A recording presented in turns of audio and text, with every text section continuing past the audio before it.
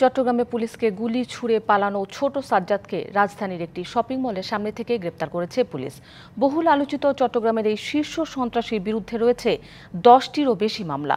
Chittagong metropolitan পুলিশের DC জানান, সাজ্জাদের সহযোগীদের ধরতেও তৎপর রয়েছে আইনশৃঙ্খলা বাহিনী।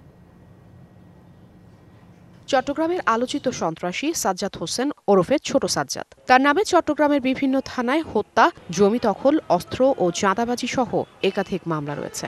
2024 সালের 4 ডিসেম্বর চট্টগ্রাম নগরীর অক্সিজেন এলাকায় সাজ্জাদকে ধরতে গেলে পুলিশের ওপর গুলি চালান তিনি।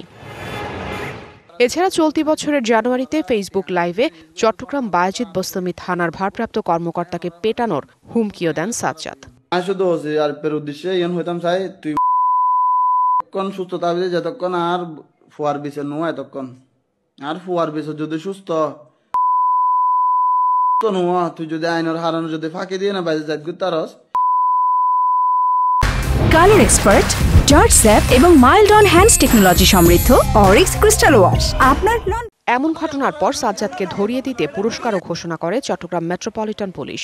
অবশেষে শনিবার রাতে রাজধানীর বসুন্ধরা শপিং কমপ্লেক্সের সামনে থেকে চট্টগ্রামের এই শীর্ষ সন্ত্রাসীকে গ্রেপ্তার করা হয়। গত এক সপ্তাহ ধরে ডিসি উত্তর সিএমপির একটি বিশেষ টিম তার গতিবিধি পর্যবেক্ষণ করতেছিলাম। আমাদের সিএমপি বিশেষ সিভিল টিম সাধারণ জনগণের সহযোগিতায় তাকে বসুন্ধরা সিটি থেকে গ্রেপ্তার করতে সক্ষম হয়। সাজ্জাদের সহযোগীদের ধরতেও কাজ করছে আইনশৃঙ্খলা বাহিনী। তার অত্যন্ত শক্তিশালী ডাটা ফোর্স রয়েছে, কি বলবো, টিম রয়েছে। তারা ফেসবুকে অ্যাক্টিভ আছে এবং আমরা তার অনেক সহযোগীকে গ্রেপ্তার করেছি।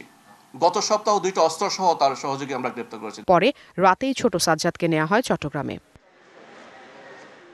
Afrin Anwar, DBC news, Dhaka.